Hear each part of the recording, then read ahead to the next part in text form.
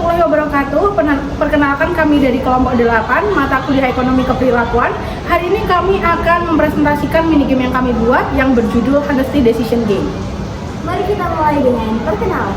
Perkenalkan, nama saya Fanja Nurul Agustina dengan NIM 23043160912. Dan saya Kofidatus Sukriya dengan NIM 2304316057004. Dan saya Ella Indingkias dengan NIM 2304316100796. Let's go! Dalam teori ekonomi klasik, manusia dianggap sebagai makhluk rasional yang selalu memaksimalkan keuntungan pribadi. Tapi dalam kenyataannya, keputusan ekonomi kita sering dipengaruhi oleh hal-hal di luar perhitungan untung dan rugi. Salah satu faktor yang mempengaruhi adalah norma sosial. Aturan tidak tertulis yang mengarahkan kita untuk bertindak sesuai nilai yang berlaku di lingkungan kita, seperti norma kejujuran. Dan juga identitas kelompok, yaitu rasa keterikatan kita dengan kelompok tertentu yang membuat kita ingin bertindak sesuai nilai kelompok tersebut. Nah, pertanyaannya, apakah norma sosial benar-benar mempengaruhi keputusan ekonomi kita? Untuk menjawab ini, kami merancang sebuah minigame sederhana. Minigame kami berjudul Honesty Decision Game. Tujuan sederhana mengamati bagaimana norma sosial mempengaruhi perilaku pelaporan hasil dalam situasi yang melibatkan kepentingan pribadi. Alat yang digunakan yaitu satu buah koin, 2 pemain utama, dan 1 pengamat. Aturan mainnya sederhana. Yang pertama, pemain melempar koin dan hanya dia yang melihat hasilnya. Yang kedua, pemain melaporkan hasilnya kepada pengamat, baik gambar ataupun angka. Yang ketiga, pengamat tidak bisa memeriksa kebenaran laporan pemain.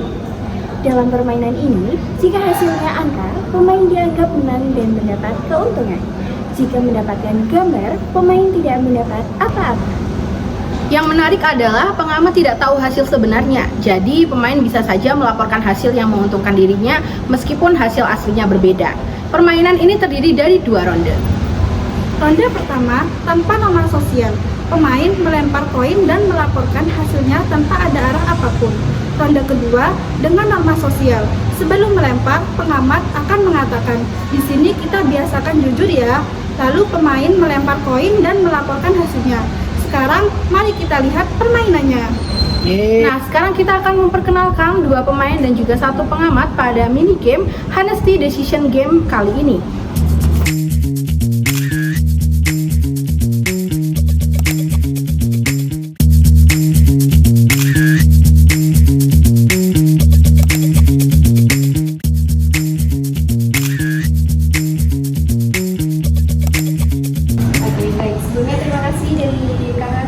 Sudah meluangkan waktu. Di sini langsung saja saya akan menjelaskan terkait dengan teknis gamenya. Di sini ada koin dan terdiri dari gambar dan juga angka. Jadi nanti dari kakaknya masing-masing dibalik ya, dan langsung ditutup. Akan tetapi nanti kakaknya langsung memberitahu saya apa lagi. Dan ini dilakukan 2 kali. Berarti lawannya nggak boleh tahu. Iya. Oke, sekarang di sini kita ada hadiah jajan. Nanti untuk teman-teman yang dapat angka akan mendapatkan set. Oke, bisa dimulai dari kakaknya.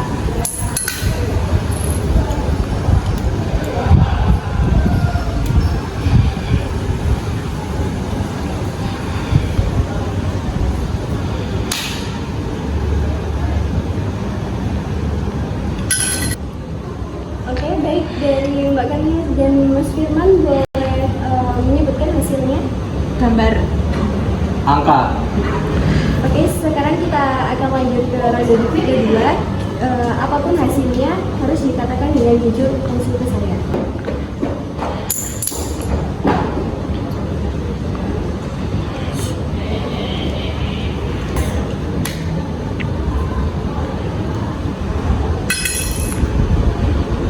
Oke, bisa diingat yang saya bilang tadi, katakan dengan jujur hasil yang didapatkan. Dari Mbak Karina?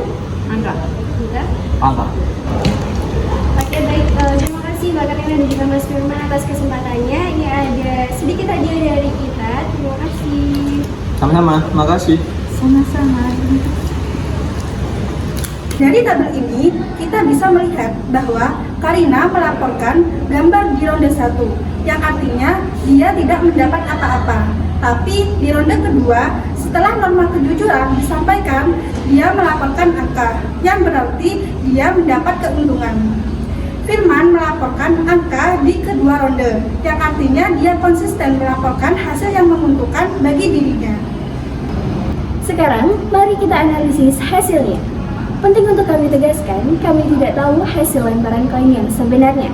Jadi, kami tidak bisa mengatakan apakah pemain jujur atau tidak secara faktual.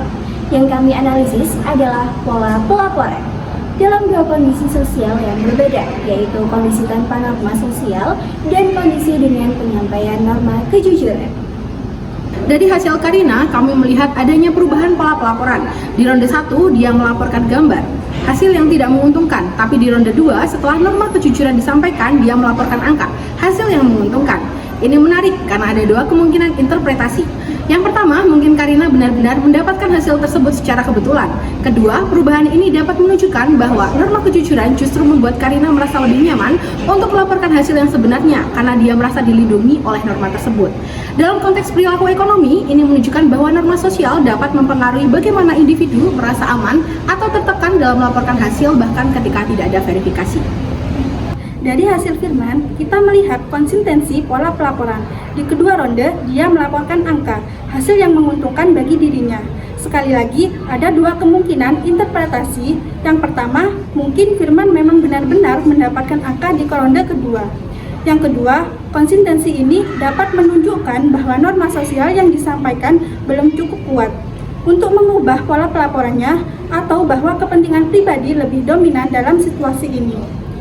Temuan ini tidak berarti permainan gagal. Justru ini menunjukkan bahwa pengaruh norma sosial tidak bersifat mutlak. Norma sosial dapat dilemahkan oleh kepentingan pribadi yang kuat atau memang tidak cukup terinternalisasi oleh individu. Hasil minigame ini sejalan dengan teori ekonomi perilaku yang menyatakan bahwa keputusan ekonomi tidak sepenuhnya rasional. Dalam arti klasik, individu tidak selalu bertindak untuk memaksimalkan keuntungan secara konsisten. Keputusan kita dipengaruhi oleh konteks sosial, norma, dan juga identitas kelompok.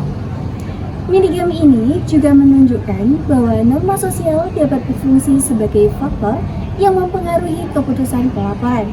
Tapi pengaruhnya kontekstual dan tidak mutlak. Jadi, apa kesimpulan dari minigame ini? Yang pertama, perilaku ekonomi individu tidak sepenuhnya rasional. Keputusan kita dipengaruhi oleh konteks sosial, khususnya norma sosial dan identitas kelompok.